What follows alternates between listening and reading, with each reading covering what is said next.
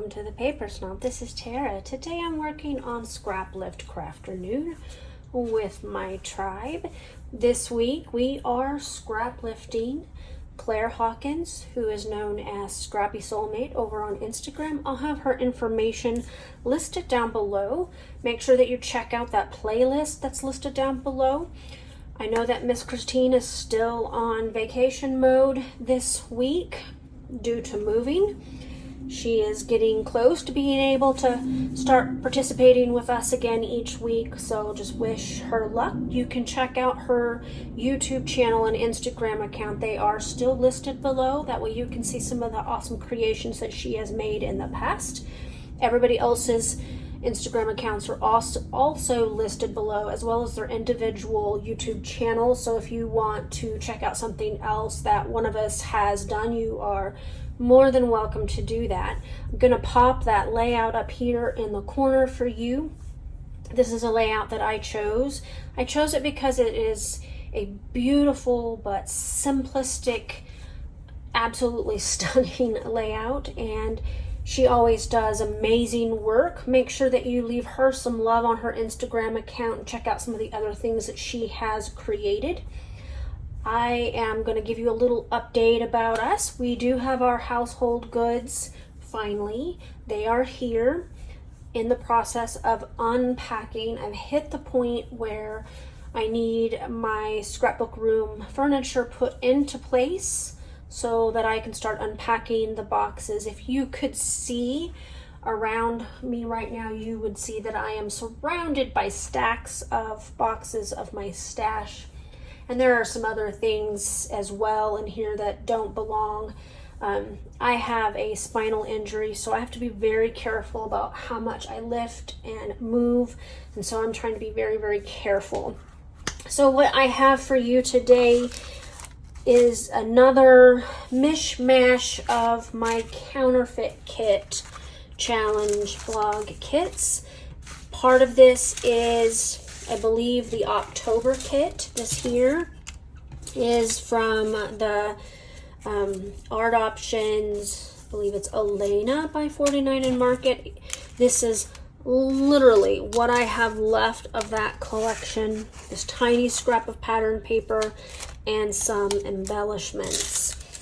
I pulled out some sequins that actually happened to go along with that. That collection, I believe, was in my October counterfeit kit, and I think that was in there as well. I know that these were in here. And then I have bits and pieces from my May counterfeit kit because I didn't finish using it up due to our move. And so I just have some stuff that works well together for this layout because I'm still scrapbooking what I can out of what I brought with me before we received our household goods. I hope that I can get this room unpacked by the end of the weekend. We'll see. But let's go ahead and pause this video. Let's get started. I'll be right back. So the first thing that I'm going to do is I'm going to cut down a square for my larger mat for this layout. Claire used a beautiful piece of pattern paper. I'm unsure of the collection and company that she used. It's obviously something I don't have, and obviously it's something I need, of course. Anyway, so this is a piece from Simple Stories. I actually put two of them in my May kit, one for the front, the side that I'm going to be using, and one for the cut aparts in my May kit, and I still have them both back.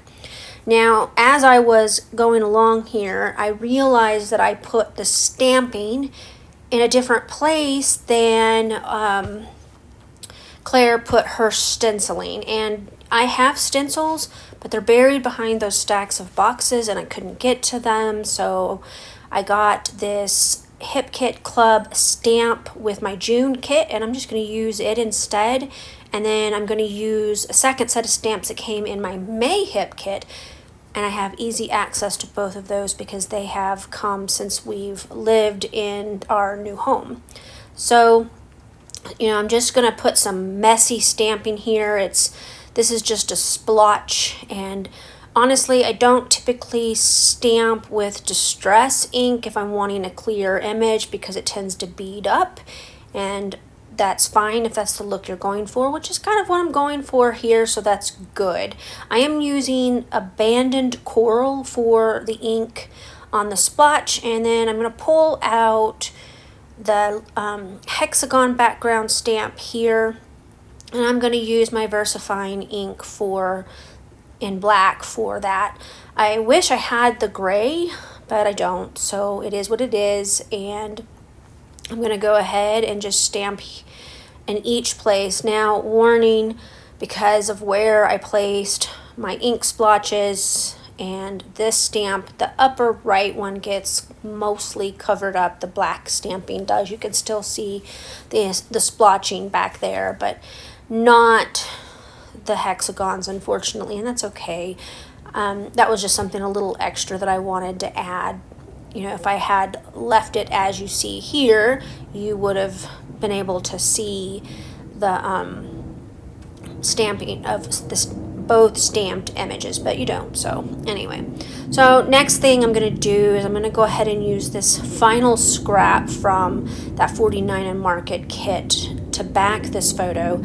I reprinted this photo because the first time I ordered the photo, it came in glossy, and since I have a copy of this digital print, I went ahead and reprinted it with my Epson PictureMate because I don't like glossy photos. I use them if it's all I have, but in this case that I didn't, so I wanted to go ahead and reprint it and also make it a little bit smaller so that it wouldn't take up so much real estate on my layout. Now, she had some scalloped borders on hers that stuck out towards the right hand side, and I'm going to end up putting 2 of those.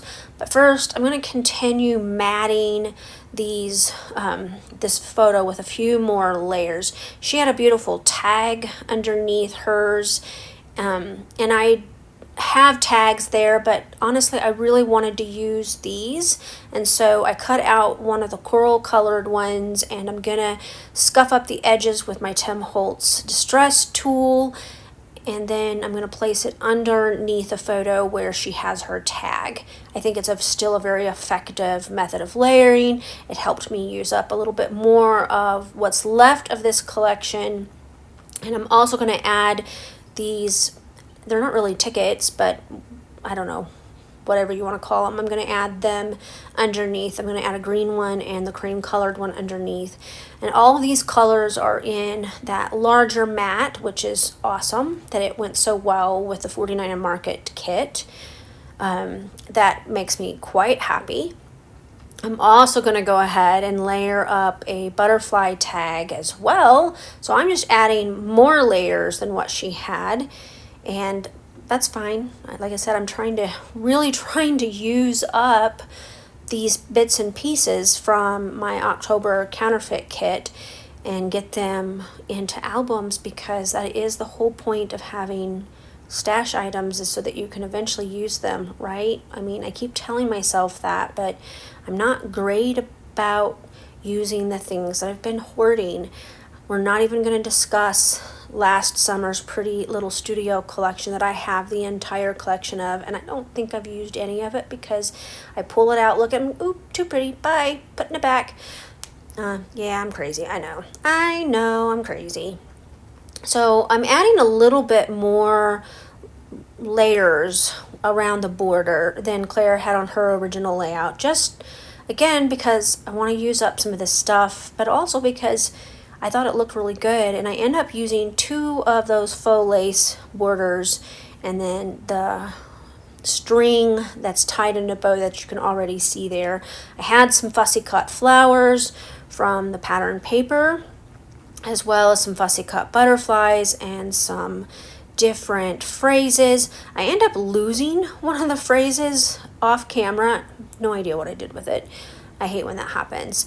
And I added a tag here on the right hand side that I'm also going to scuff up because I'm going to put it down for journaling. Now you won't see the journaling until the very end of the video in the close-up shots because I add some other mixed media and it wasn't dry when I went to take the or when I went to do my out segment of my video outro. I don't know the words are hard. And I didn't really want to smear that mixed media, so I waited for it to dry, journaled, and then took the final photos to put at the end of the video. It didn't take it long to dry, I was kind of trying to work through this quickly. I'm really still hoping that we can start working on my scrapbook room on Saturday. It is possible that my husband may have to work Saturday because the military base is having their 4th of July fest on Saturday instead of the 4th of July, which I think is really weird, but okay. And his team, of course, provides security in the form of MPs, and so there's a possibility he may have to work. And if he does, we may not get it all finished. Hopefully, though, he'll have enough time to at least move the furniture into place, because I can unpack boxes fairly well. And of course, I wouldn't allow him to help me put things away anyway, because it wouldn't end up where I wanted it. So I went off camera and I glued everything down, and I moved the 2 larger phrases, and it says treasured this day up there on that floral element. And as you can see, I lost one of the other phrases. No idea where it went. It is probably scooted underneath a stack of boxes, which would be my luck. Now I'm going to go ahead and add these sequins. I'm not even sure what kit the sequins came from. It could have been in the October kit, and I think they were in a hip kit, maybe, or maybe they're a mix from Pink Fresh Studio, because I think I got a mix from them in an order once as well. I'm not sure. All of this stuff. So here is where I'm going to start adding some splatters. I do have that Distress ink in spray form. It's in a box. I know where the box is, but I was too lazy to go digging for it because I wanted to get this done. So I just smushed the ink pad on top of my Omnigrid ruler, added some water with my paintbrush, and then used a second paintbrush to splatter. It did give me a little bit larger splatters than I would normally get, but that's okay. I'm also bringing in the Hickory Smoke Distress Oxide ink because I had pulled that out, and it's sitting in the windowsill in front of this table where I'm working. And so I just added a little bit more of the splatters. All in all, I'm pretty happy with this layout, and it went together very quickly. All right, I got my layout completely finished. I will add some journaling there off camera. You can see that, the journaling and the close-ups at the end of the video.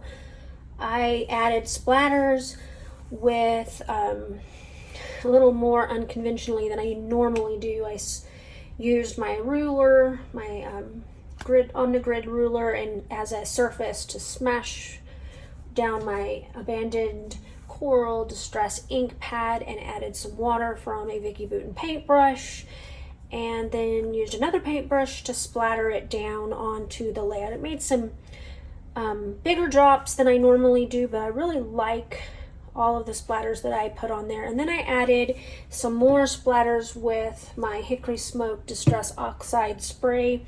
That is one of my favorite go-to sprays, and I like the contrast of that gray on there. I want to thank you so much for coming to my channel today. I really appreciate those of you who take the time to like, comment, and or subscribe to my channel. You guys mean the world to me, and it'll always be free to do those things. So please, please, please hit that like button. If you're not a subscriber, click that button. There's also a bell next to, or down there somewhere. I'm not sure where they've moved it at these days. But if you click that bell, then YouTube will notify you when I add more content to my channel. July will be a little bit more full than this month has been due to my move.